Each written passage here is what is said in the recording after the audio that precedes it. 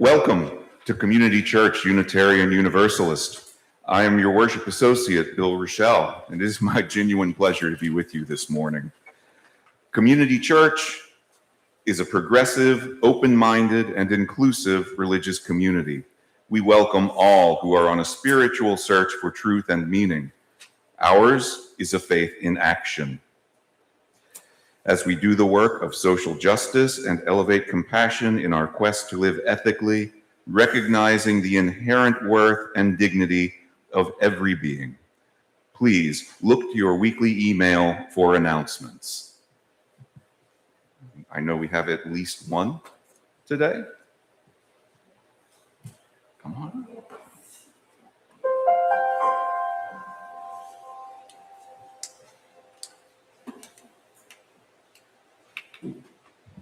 I promise you, this is the last time. Okay.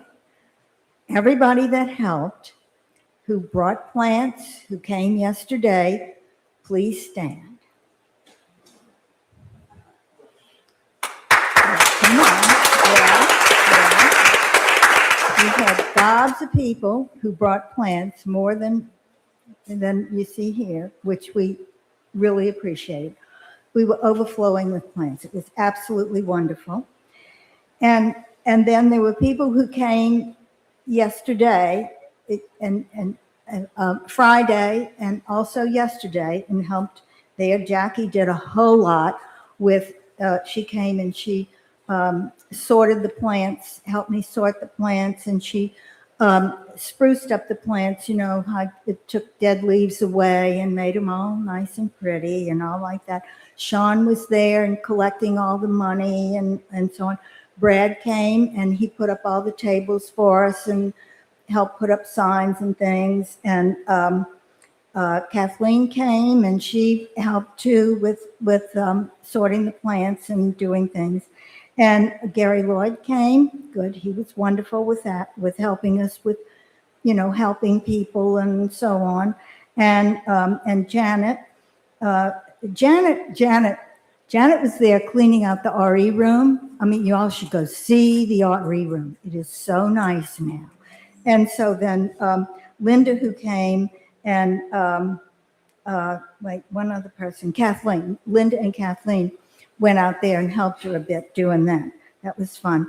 And Alan came and helped a whole lot. Everybody, many, many, many hands. And I know I've left people out, and I'm sorry if I've let you. But that doesn't mean we don't appreciate what you did, because it was just a wonderful, wonderful success. It rained, but we had a steady stream of customers all day. And people were said, you know, word was spreading. Oh, you've got to go to this church plant sale because they have all these plants and they're so cheap. Well, okay, ready for a drum roll? Mm-hmm. Big drum roll. Big drum roll. This is how much we have made our preliminary amount. Okay? All right? $1,101.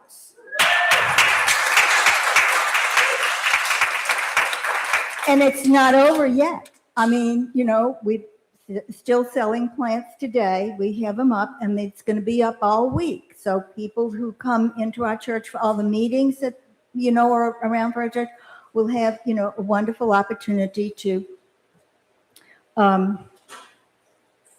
purchase plants, right? Because we still have a lot left. Okay, so during coffee hour, I encourage you to do some shopping. We have trays and boxes for your plants. They're right by the piano keyboard, and Sean is in the foyer to collect your money. Okay, so thank you.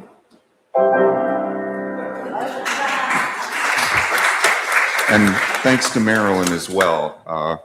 The magic doesn't happen without Marilyn. So.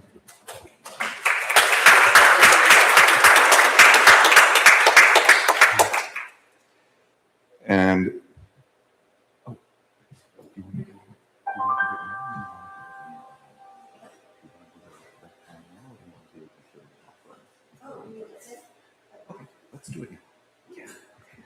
one more announcement. All right, today is second Sunday, and our recipient is going to be the Red Flame Hunters. Who has not heard of the Red Flame Hunters? Everybody's? Okay. They're a youth Mardi Gras marching group, Black youth marching group, and we have, I think it's our longest standing group that we donate to. We started giving them funds, buying stuff for them right after Katrina. So we've been working with the Red Flame Hunters for 20 years at least. So the founder is Ed Buckner, and many of you have seen him. He would have been here today to talk about it, but today, Mother's Day, is the day they have their big parade. And so he couldn't come, which is too bad. But I know he's here in spirit. So what Ed has done, he's created a space in his home for children from the age of 5 to 16 to come and learn about the Black culture of the Indian marching groups. So he's teaching these young people about their culture, and they're also sewing suits. The beautiful Mardi Gras suits that they wear.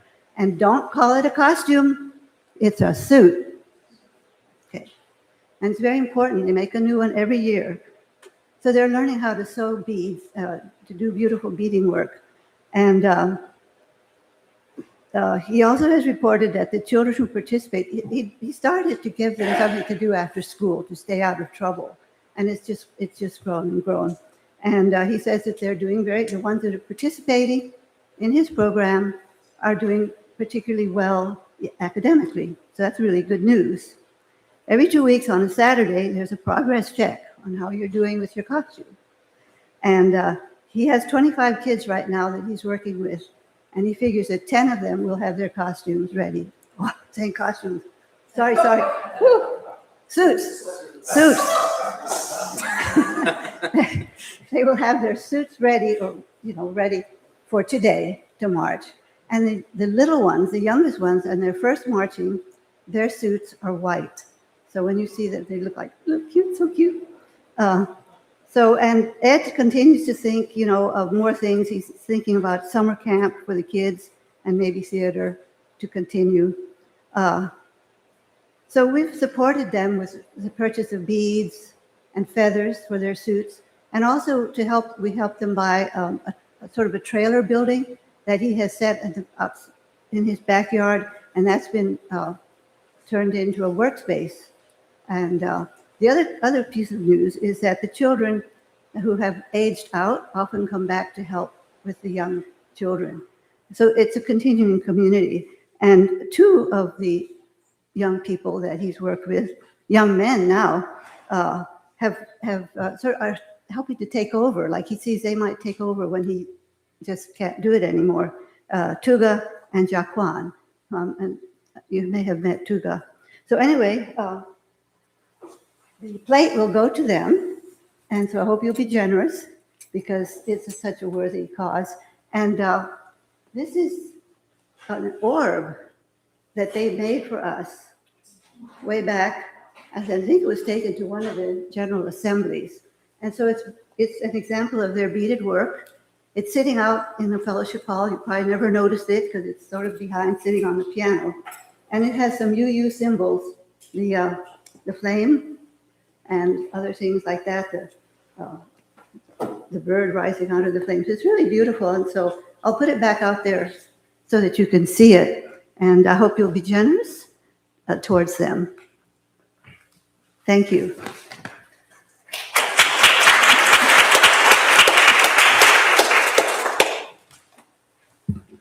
We would like to welcome any new and returning visitors today.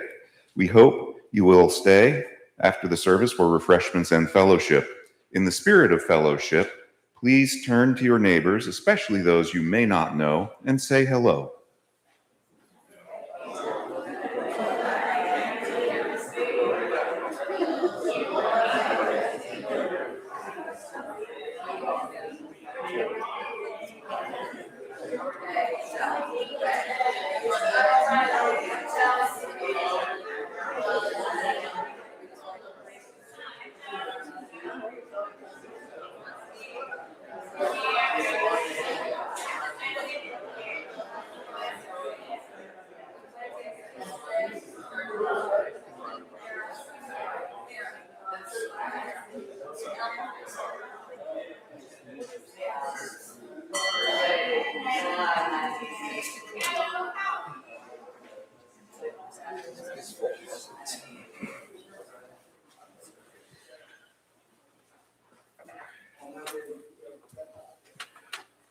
We are delighted to welcome Reverend Melanie Morel-Ensminger back to our pulpit today. Reverend Melanie has the distinction of being the minister who has officially served all of the UU congregations of the greater New Orleans area, including Hammond. She contracted with CCUU as consulting minister during a transition period several years ago, and now comes to preach with us quarterly.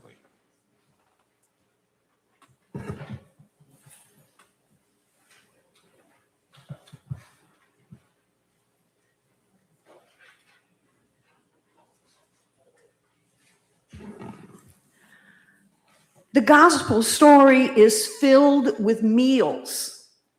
It opens in a garden and ends in a feast. Records of the early church suggest that believers met for worship primarily through eating meals together. Over time, though, churches have lost focus on the centrality of food, and with it, a powerful tool for unifying the diverse family of God. But today, a new movement is underway, bringing people of every denomination, age, race, and sexual orientation around dinner tables. People nervous about stepping through church doors are finding the divine in new ways as they eat together. The rising contemporary dinner church movement provides vision and inspiration to those longing to experience community in a real physical way. And isn't that all of us? Let us light the chalice of our heritage.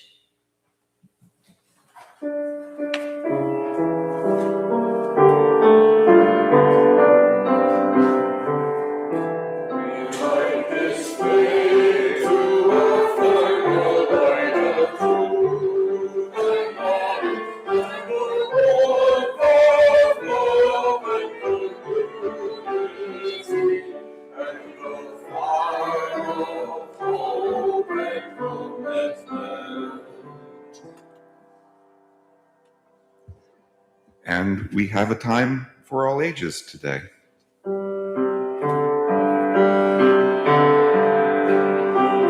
whoa, wait, I'm sorry. We do that after.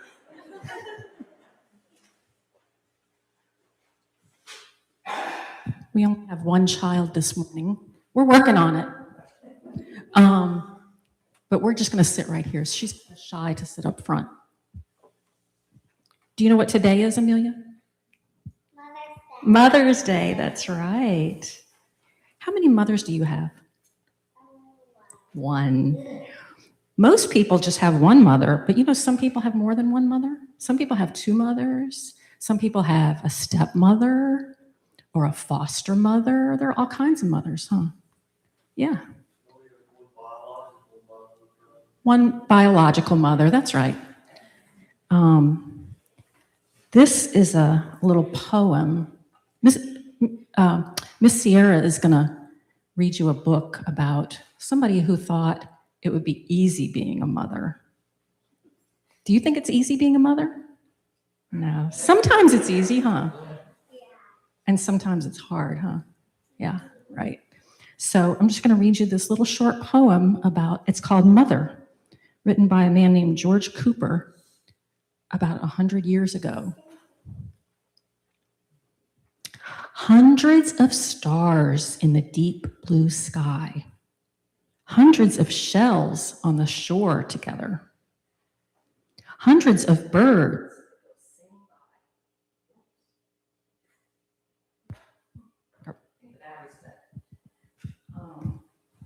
Hundreds of birds in the sunny weather. Hundreds of dewdrops to greet the dawn. Hundreds of bees in the purple clover. Hundreds of butterflies on the lawn. Oh, I wish. But only one mother the wide world over. That's it. Now we can sing, and you can go with Miss Sierra.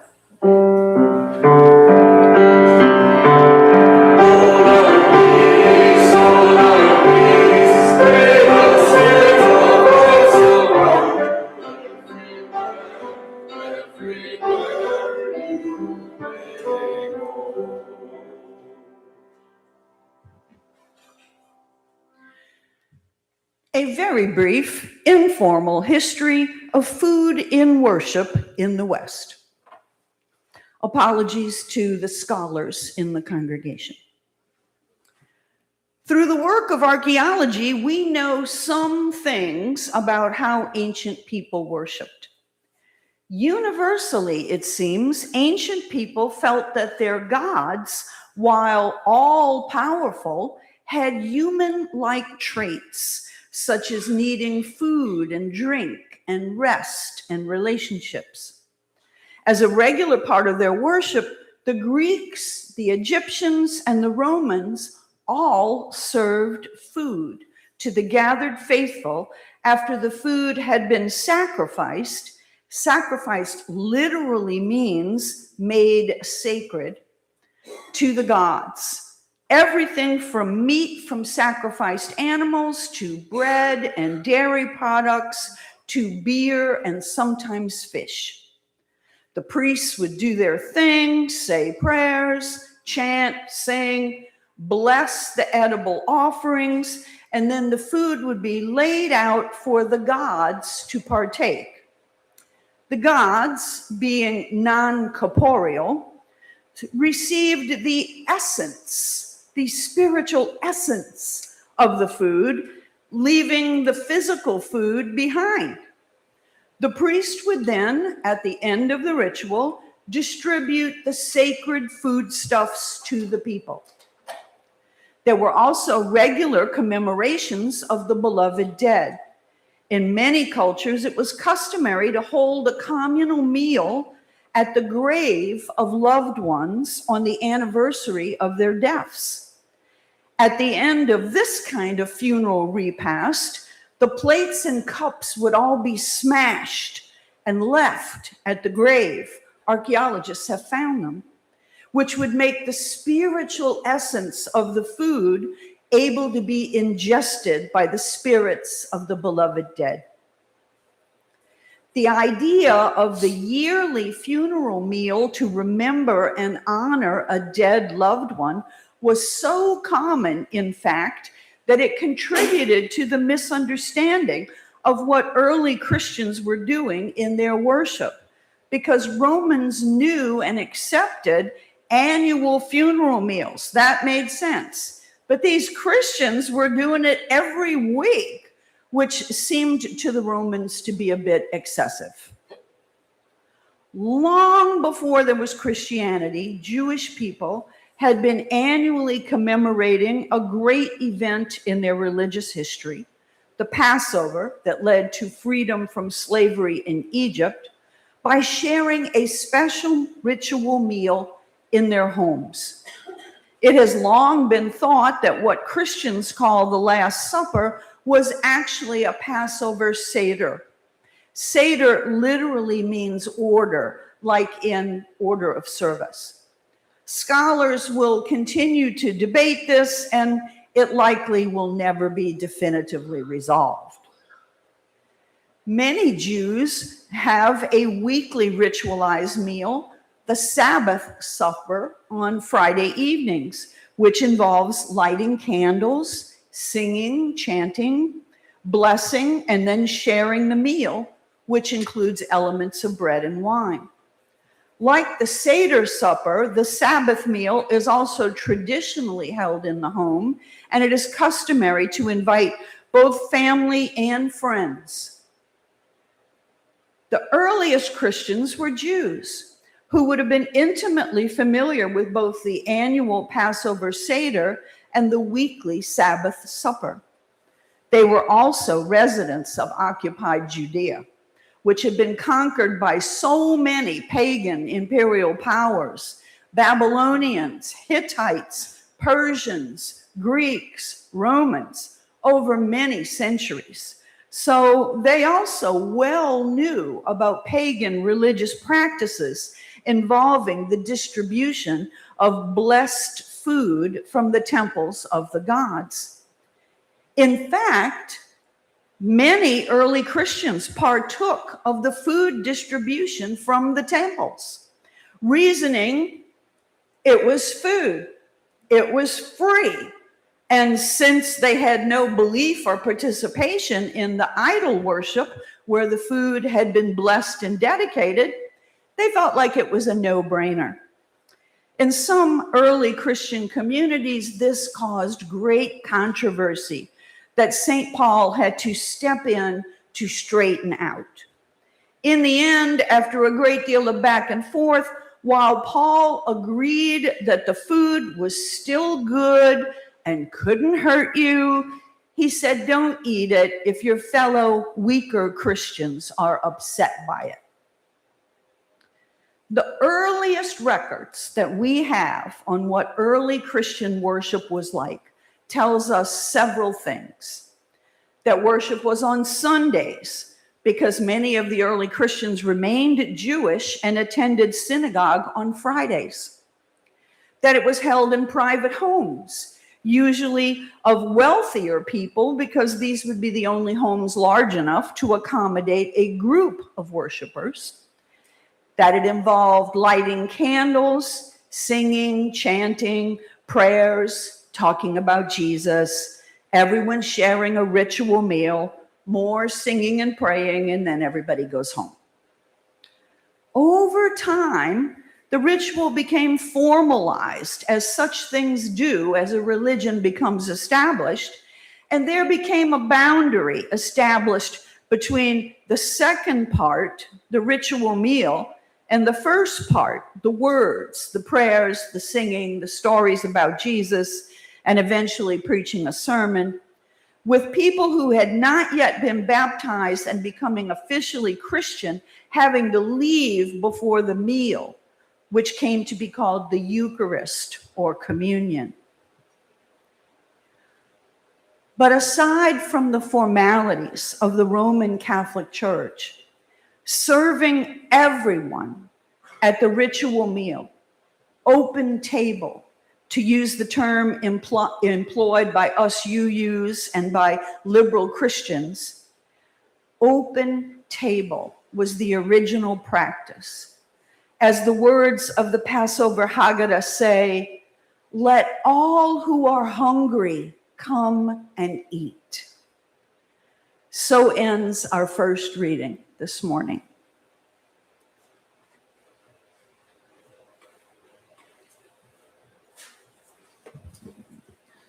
Now is our sacred time of joys and sorrows. If you are online, you may write your joys and sorrows in the comments section to be read aloud. In person, you may write them on one of the cards being passed out by our greeters. Please remain seated as we sing hymn number 410, Surprised by Joy.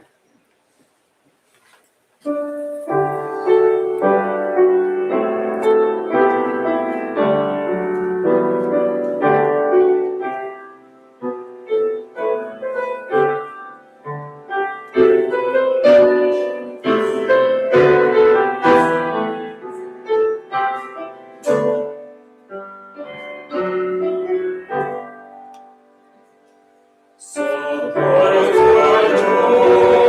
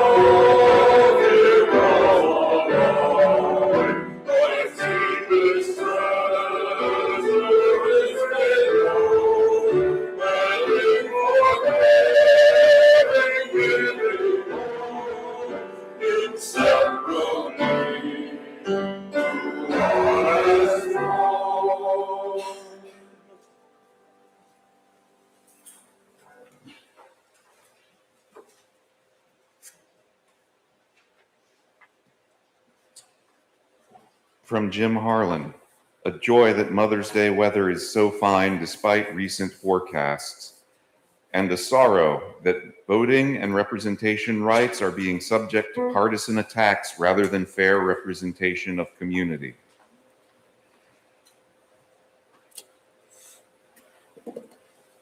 Save this one for last. From Marilyn, thinking of my mother on Mother's Day. She nurtured me, counseled me, loved me, and put up with me. Thank you, Mom.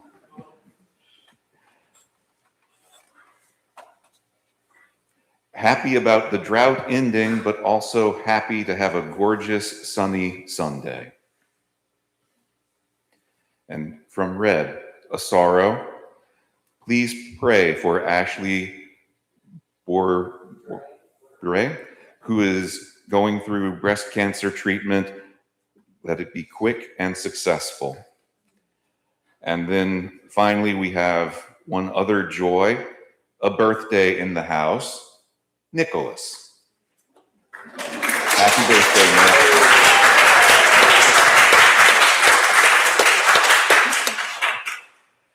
Now, let us light 2 more candles and pause for a moment of silence, recognizing the joys and sorrows of those in our community, spoken and unspoken.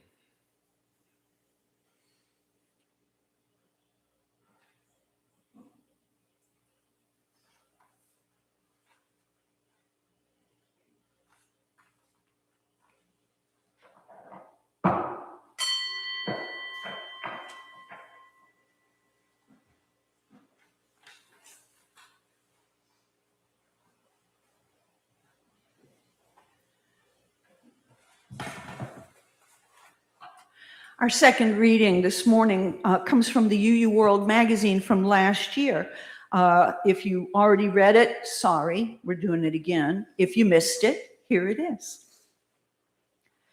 When a colleague introduced the Reverend Aisha Ansano to the Reverend Emily Conger, they felt an immediate connection.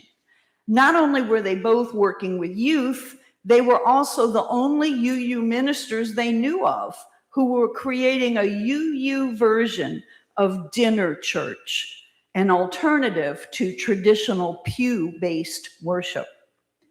Dinner church, which can be held at any time of day, is a type of embodied worship that engages the body as much as the mind through play, meditation, movement, and eating.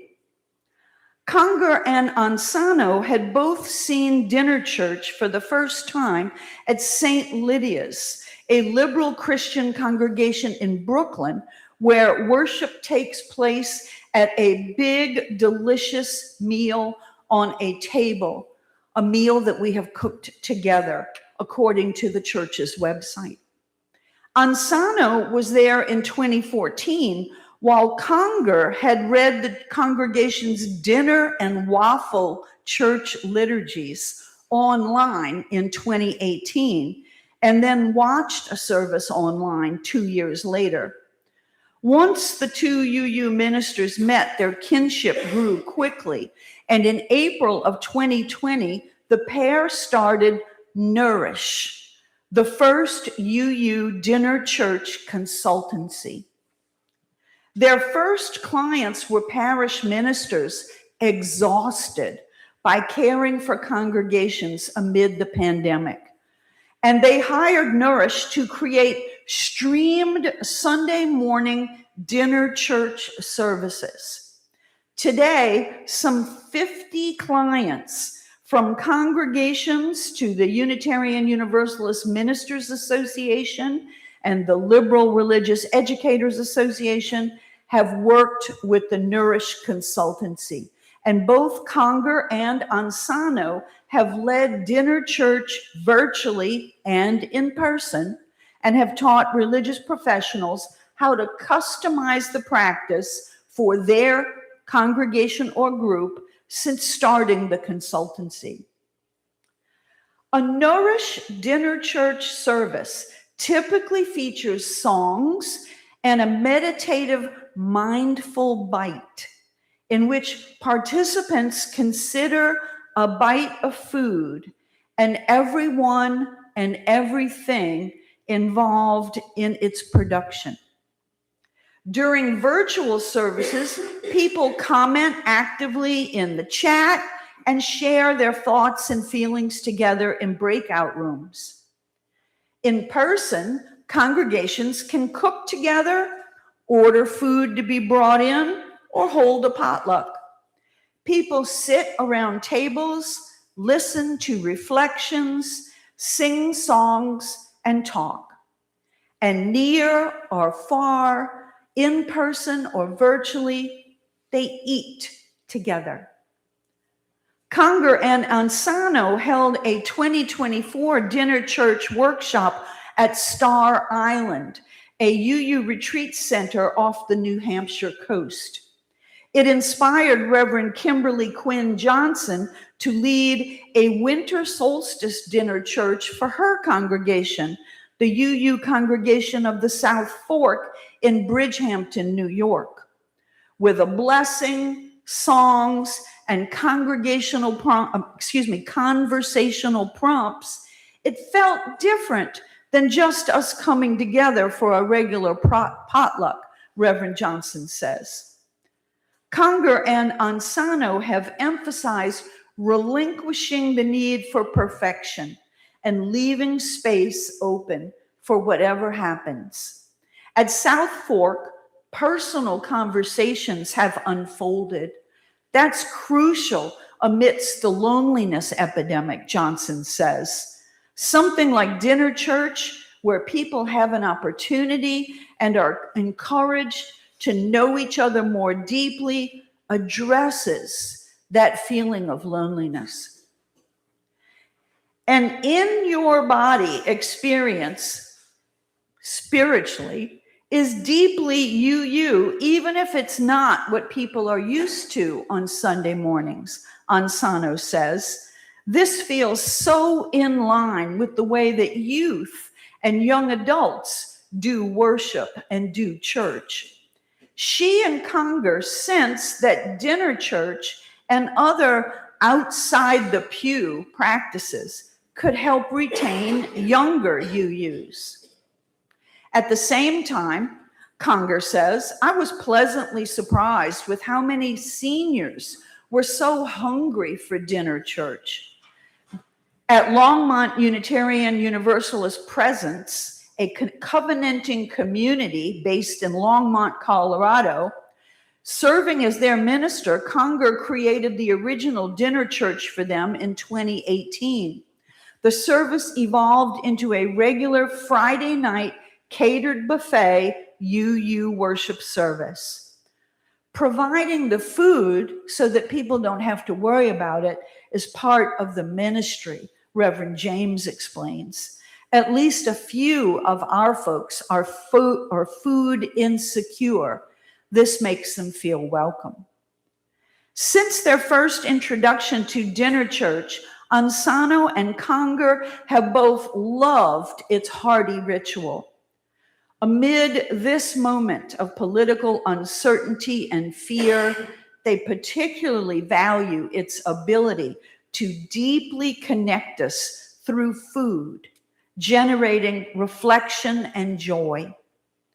We know the act of gathering and caring for one another in meaningful ways is profound, Conger says.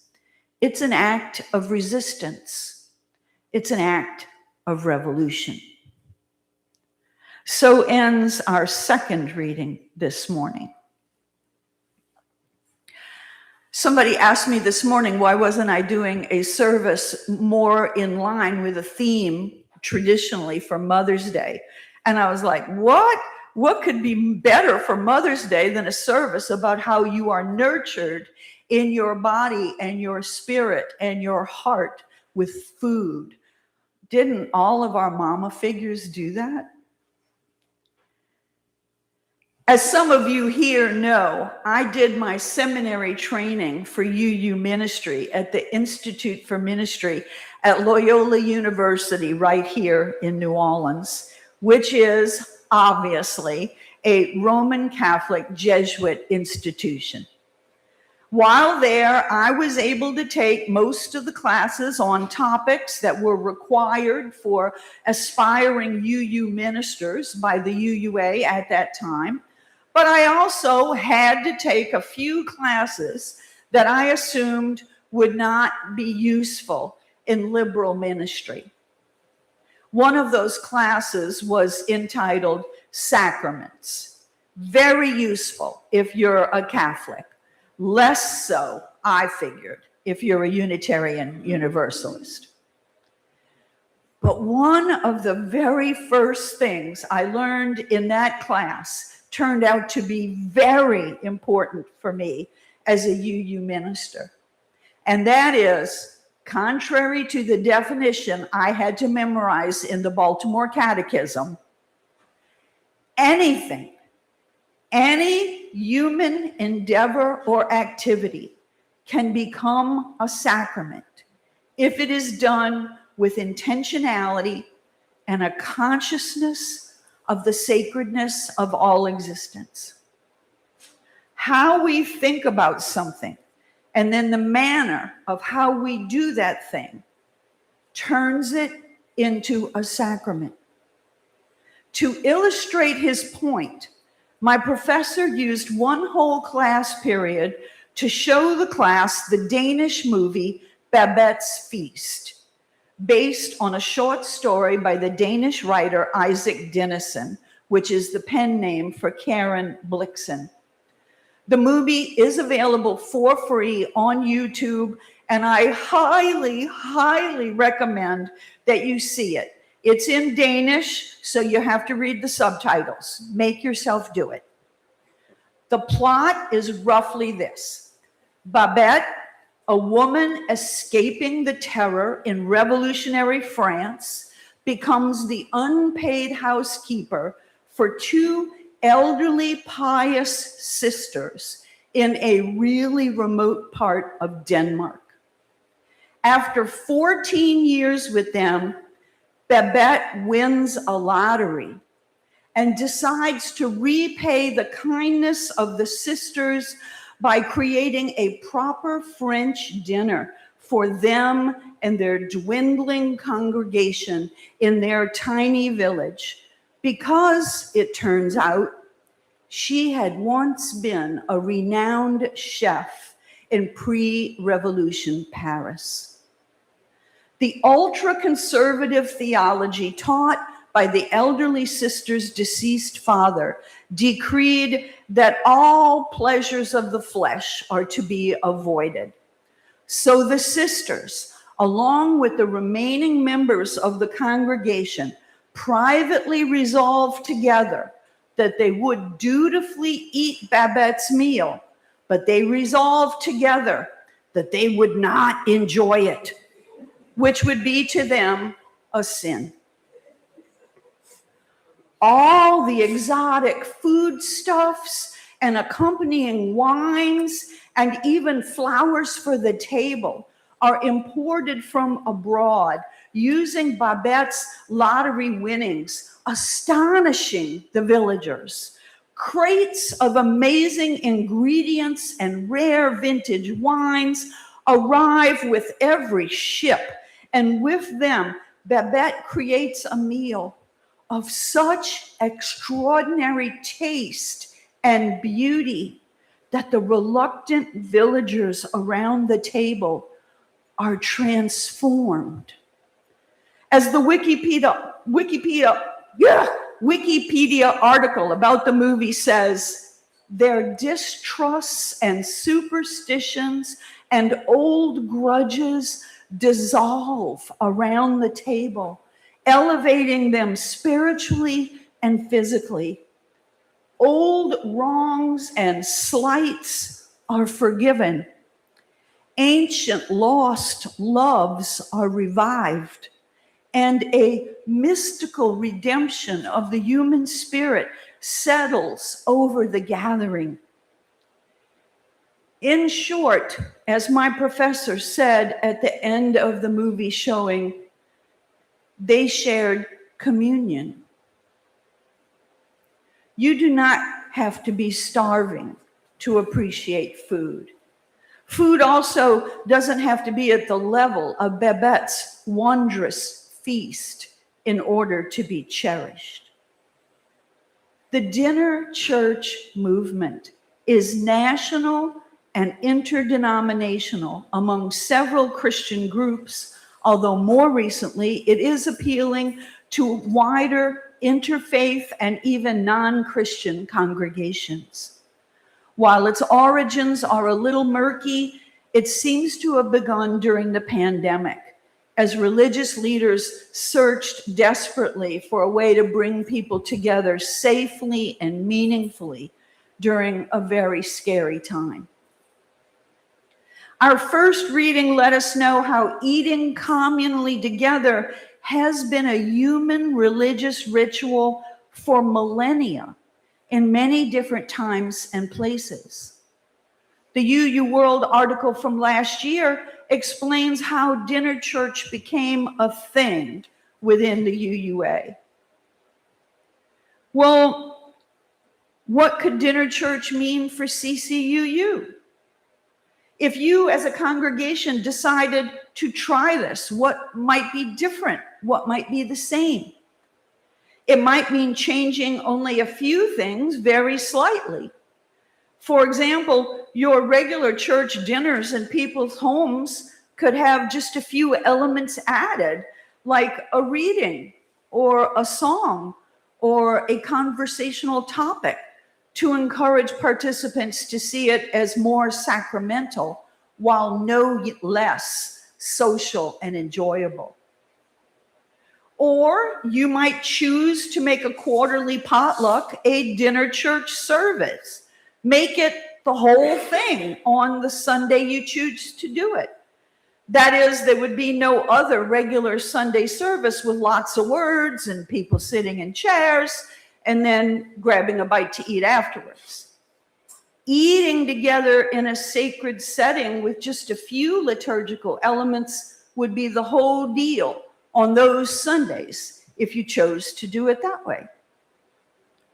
For another thing, instead of just keeping it to ourselves and whoever happened to show up, what if, it's just a thought, what if you chose to promote it on your church sign, in your newsletter, maybe even with flyers in the immediate neighborhood as dinner church, inviting the general public.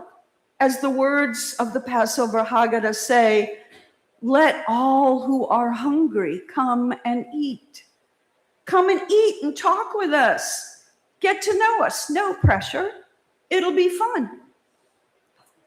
If you decide to try anything like this with your new minister, you would not have to reinvent the wheel or fly by the seat of your pants to kick it off. The Nourish Consultancy with Reverend Emily and Reverend Aisha is there to help you with free resources, and you can access it all just by signing up. I signed myself up. And you don't have to commit to it for any long period of time. Like when you try anything new as a congregation, you try it once, maybe you try it quarterly. You know, you're getting a new minister. What else could be new? What the heck? In any case, the idea of more mindful eating is a good one for all of us. In the Middle Ages, in monastic houses in Europe, and sometimes even today in modern religious communities, the monks and nuns eat in complete silence so that they can focus their minds and hearts on the food they are eating and how it got here.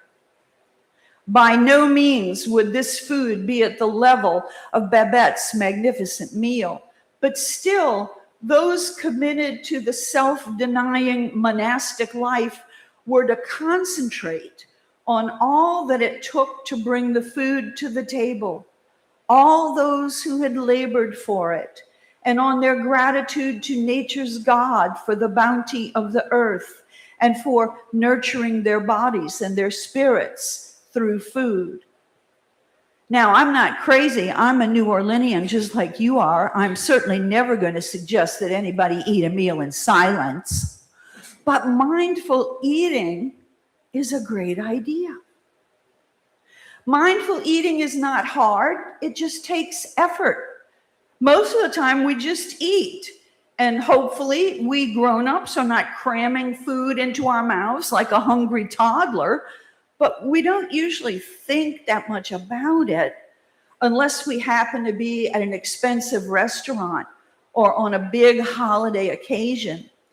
It's just food and we just eat it and yeah, we enjoy it, but it's not mindful. To be mindful in our eating elevates even the most ordinary meal into a meditation, a prayer, a ritual. Unless we're very devout and practicing Buddhists or Christian monks, we can't or won't do this all the time for every meal we eat. Even the most devoted Jewish people don't have Sabbath supper every night. Mindful eating is something we can decide to do on announced occasions, and we can choose how we might, if we choose, to open the meal made sacred by our intentions to more people who are hungry for community and connection, as well as hungry for food. Nurturing spirits as well as bodies on purpose makes a meal a sacrament. We have all had the experience of a special meal in our lives that turned into something we could hardly explain or put into words. It might have been the last holiday meal in an extended family before a beloved elder passed away. It might have been a special celebration of an occasion in a restaurant or in a home where it felt like everything came together perfectly and everyone at the table was in accord with each other.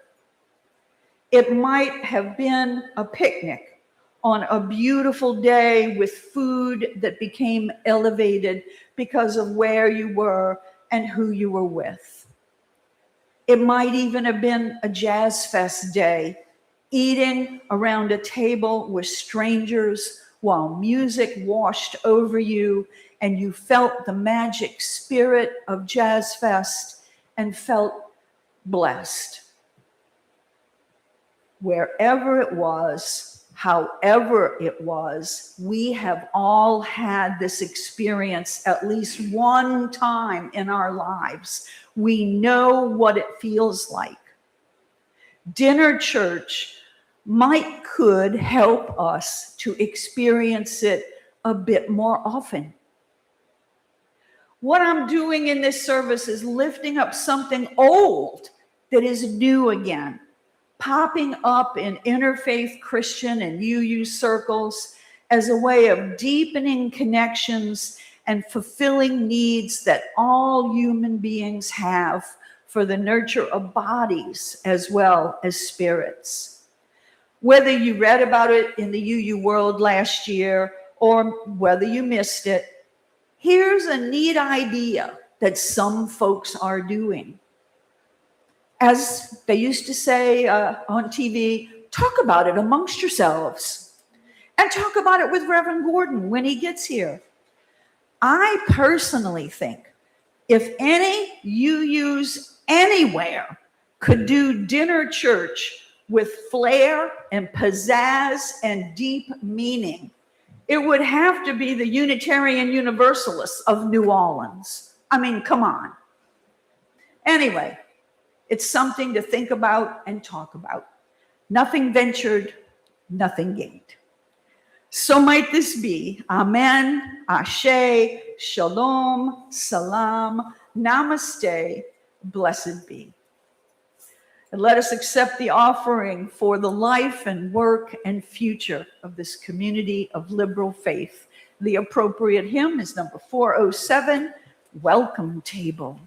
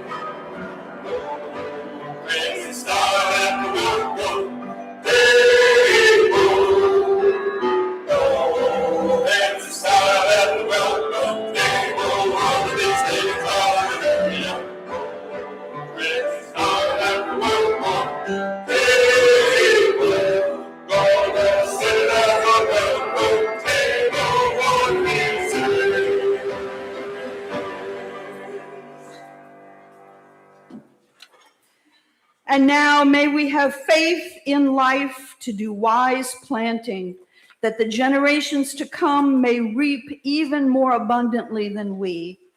May we behold in bringing to fruition the golden dream of human kinship and justice. And this we ask, that the fields of promise become fields of reality. Our service here is ended, but service in the wider world remains our continuing responsibility and an ever-renewing source of joy. Go and make peace, but let's sing our final hymn.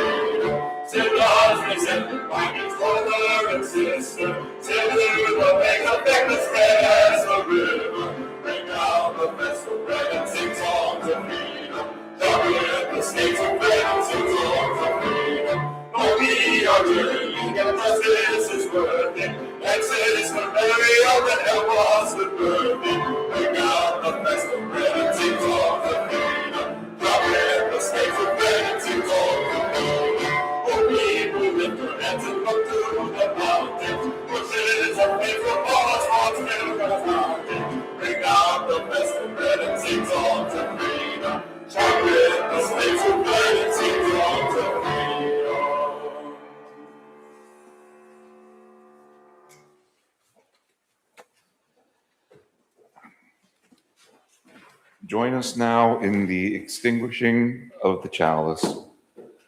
We extinguish this chalice here, that it might glow gently in our hearts.